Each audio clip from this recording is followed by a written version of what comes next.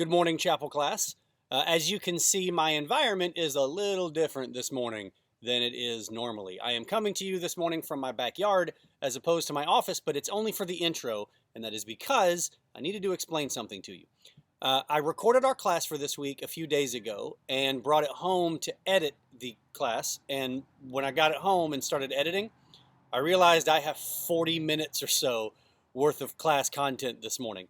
Not that I don't think you would love to sit through a 40-minute class, but what I decided to do to spare us both that misery, I decided to split today's class into two different parts.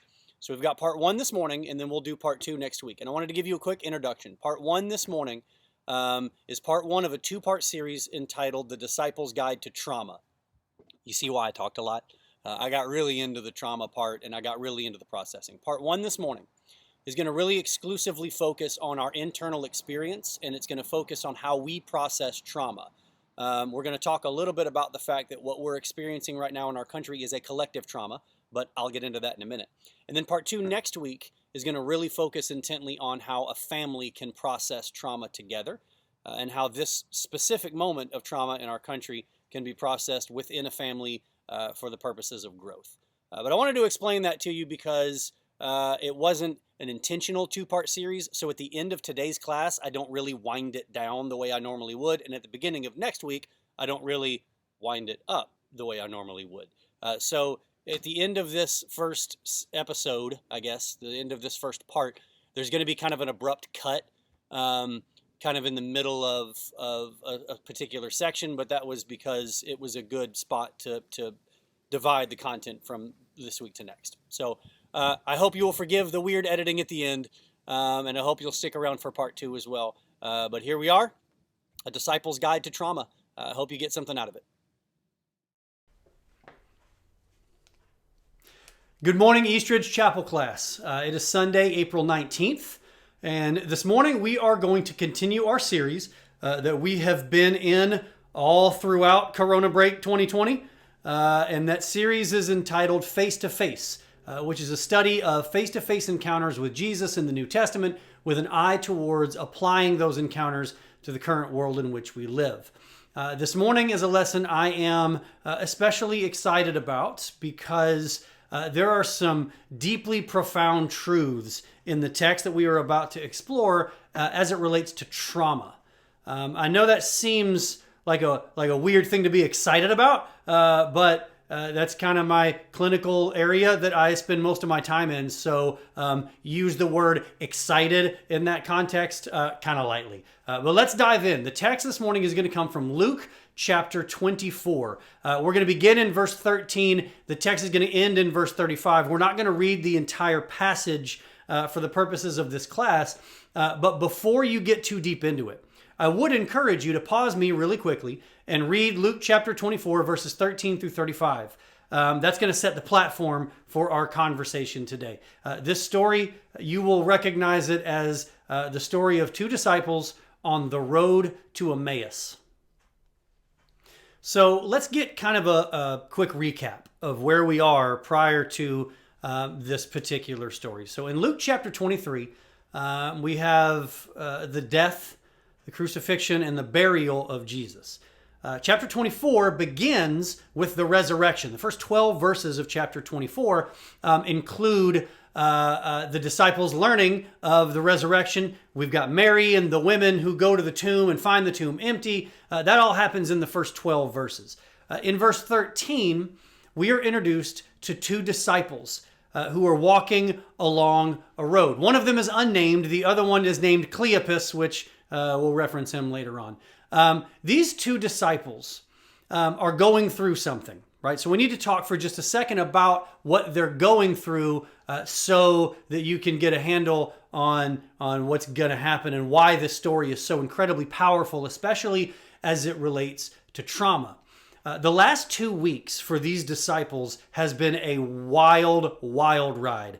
We talked about this a little bit in the video last week, but this last week really for them began with the triumphal entry of Jesus. It was this moment of joy, this moment of empowerment, and it ended in Jesus's trial and crucifixion, the devastation that these two disciples would have been experiencing is deep.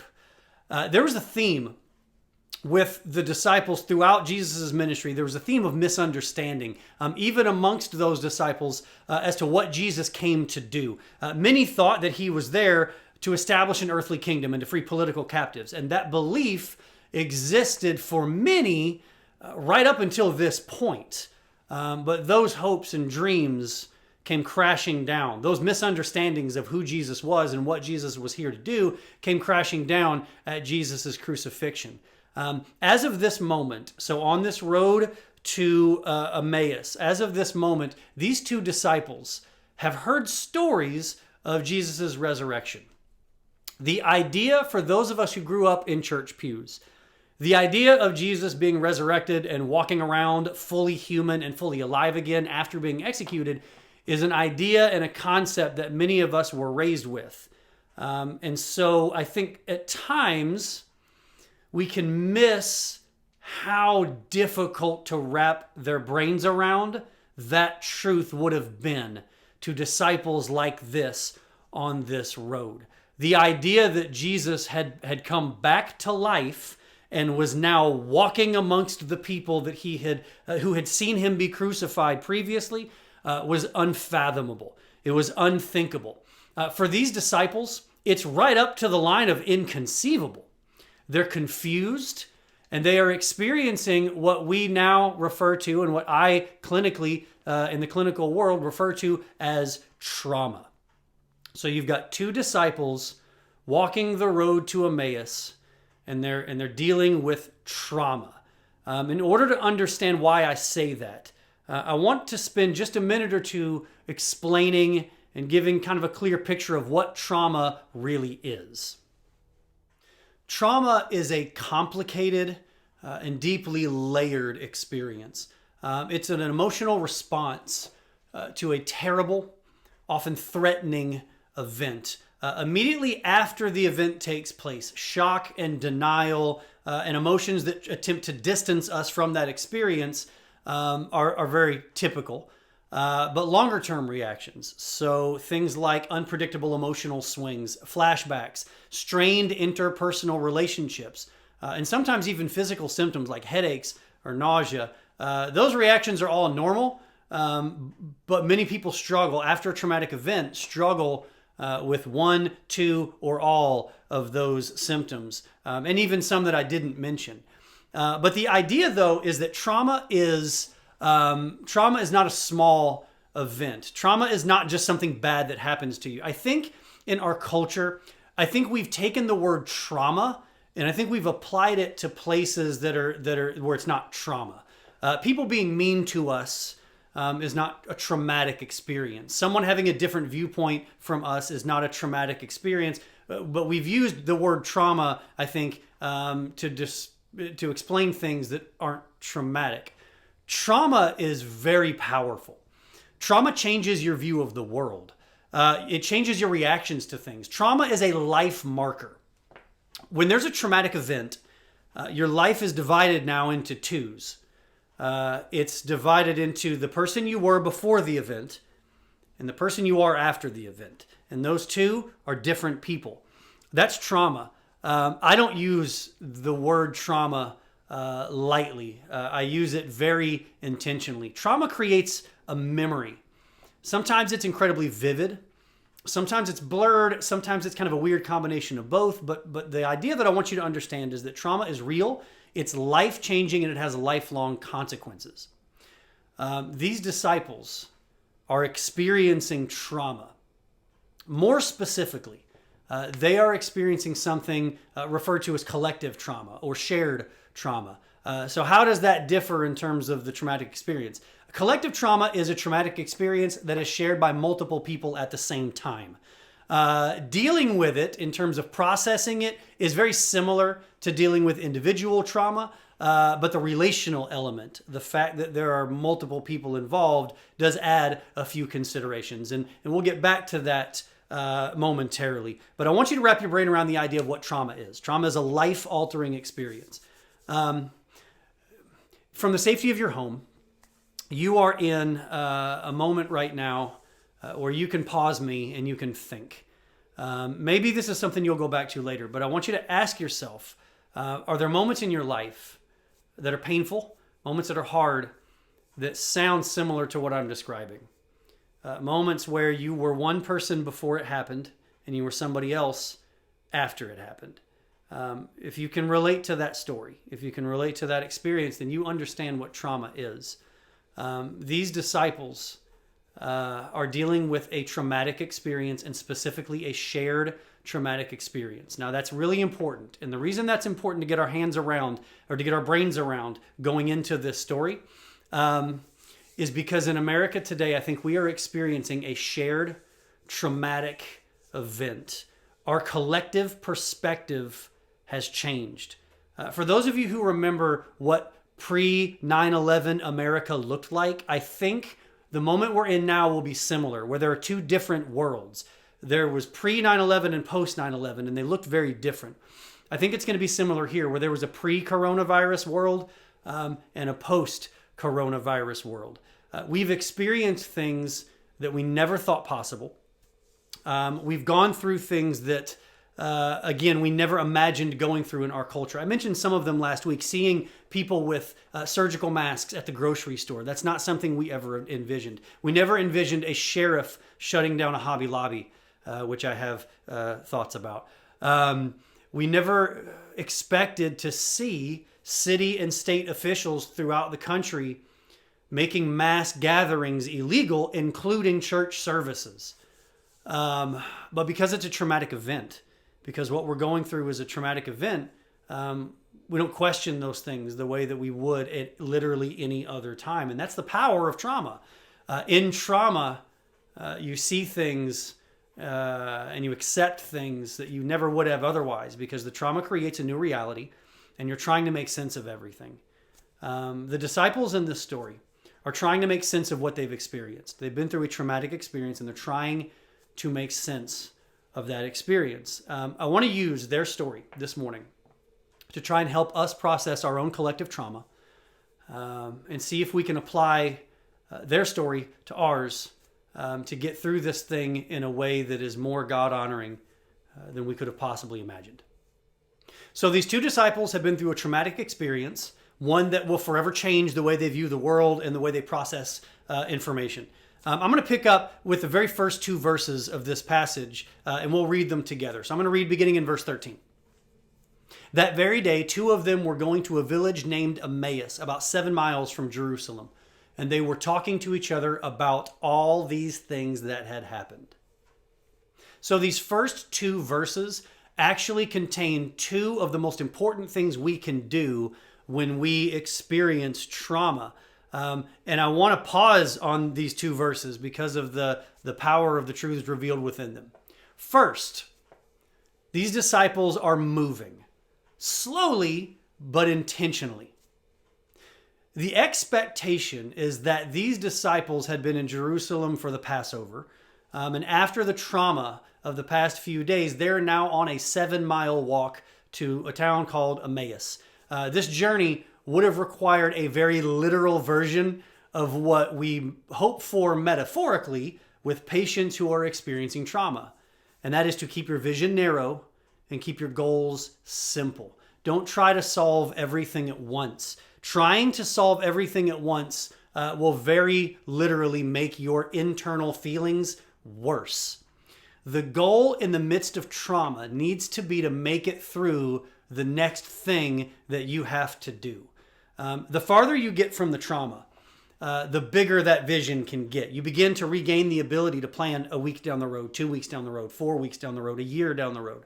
But in the interim, when you're processing trauma, the old adage of take it one day at a time is really clinically accurate. And it's what I want to encourage you to do today. If you are feeling the trauma of this moment in America, and you feel stressed and you feel pained, and you think to yourself, I don't know what to do next. I want to encourage you this morning to narrow your vision, to move slowly, but to move intentionally. Make the goal to get through today attending to the biggest priorities that you have on your plate right now. Maybe that's just as simple as the goal. Homeschool parents, those who are newly unemployed, anyone under stress that you didn't see coming. Keep it simple, keep it reachable, and then put one foot in front of the other. If make it through today sounds like too much, fine. Make it through this morning. Make it through breakfast. Just try to engage with that one singular activity, with the idea being that you're going to gradually make it through one thing at a time, and then figure out what comes next. Now, this isn't a permanent way to exist. I don't want for the rest of your life for you to be singularly focused on whatever the next step in front of you is. But in the midst of trauma, it can be a lifeline that gives you the ability to slow down and be intentional about your life. See, trauma changes the way we see the world. And building a whole new perspective takes time. So we have to build that perspective one brick at a time. So the first thing that these disciples do is they move slowly but intentionally. The second thing that they are doing in this story is they are processing. So the second thing they do is they process. Okay, process is a big word in the therapeutic world. It's necessary. It is absolutely essential, but it is unique to each person. But you can't bypass it. It's something that has to be done. So how do we process? Well, to begin with, we have to understand what processing means. Processing means dealing with it. It means getting what's inside out. And then dealing with what's there. For many people, that means talking to somebody. Maybe it's a counselor, maybe it's a minister, maybe it's an elder, maybe it's a church friend, maybe a family member. But in this moment, I need you to get what's inside out. If you are experiencing trauma, if you feel as though this moment has gotten too big, if you feel suffocated by it, I say this every week. My fear is the economic impact of this virus on the people watching this video. I recognize that some of you watching this had stable jobs a month ago when we first started pushing these videos out, and now those jobs are not so stable anymore, or they're gone entirely. If you are feeling a sense of trauma, I want to encourage you to process that trauma out loud. And there's a really important reason for that. But we'll get to that in just a second. Find somebody you trust. But maybe in this moment, the person you need to process with is your spouse. Maybe it's the person sitting in the living room with you. It is amazing how impactful it is to simply say out loud to someone you trust what it is that you're going through. I want to tell you an assignment I've given a number of couples in the midst of this crisis during counseling sessions. And I want to put it out into the world now, hoping that you'll take me up on it.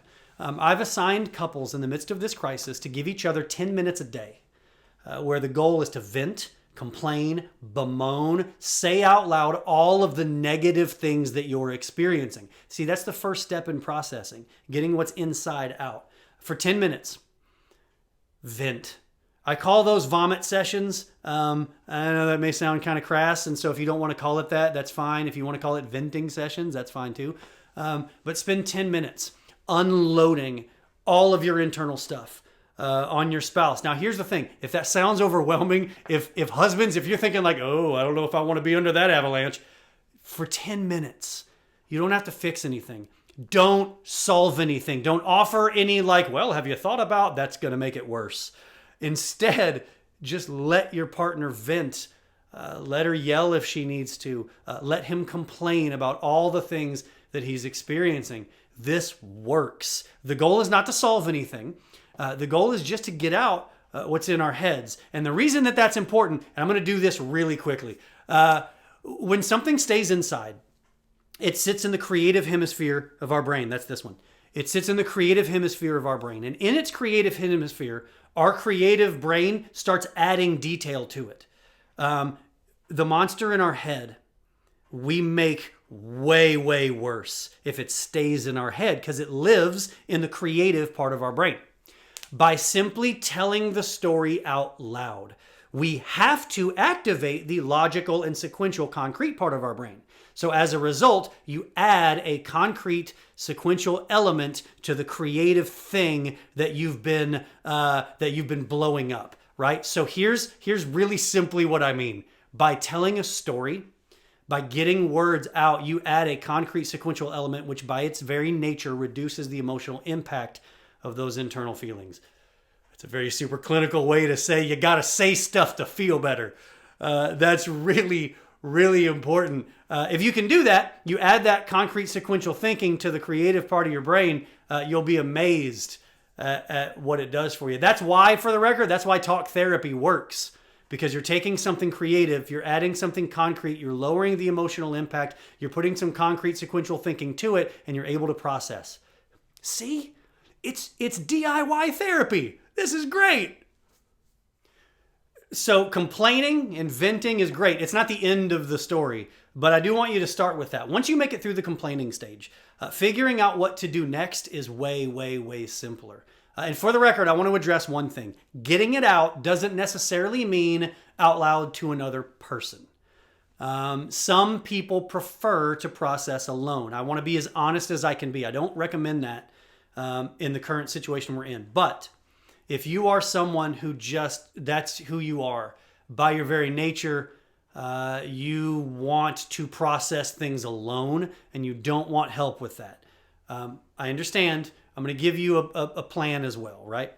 I'm okay with you processing alone as long as you're actually processing. What does that mean? If you don't want to talk about it, then write about it. Journal about it. Talk to a wall. Talk out loud in a car. I want you to actually say out loud what's going on in your head. And if you're not saying it, then write it. Sing it. Belch it. I don't care. Just say something out loud. It has to be inside out. The one thing I don't want you to do, the one thing I'm going to advise against is simply leaving it at, I thought about it. If you just think about it, if that's all you do, you're leaving it in the creative part of your brain. And it's going to get bigger and it's going to get worse. If you must, though, be intentional. In other words, if you're going to refuse to get it out, then at least say, okay, I'm going to think about what I'm feeling right now and nothing else. And I'm going to stay with it until I get a new perspective. Not ideal, but again, it's better than keeping it in your head and then saying, well, I thought about it, and then saying that you processed, because really, you kind of didn't. So that's part one. I hope you will join us next week for part two. The Road to Emmaus story is such a powerful story in terms of its relation to our experience with trauma. And next week, we're going to try really intentionally to focus on the collective part. I want to give you next week some specific questions that you can ask within your family that will allow you to grow and will allow you to take this moment and use it to glorify God and to grow your family to a more spiritual and healthier place. So thanks for being with us this week. As always, I love you. I miss you. I can't wait to see you soon. But until then, we'll keep connecting this way.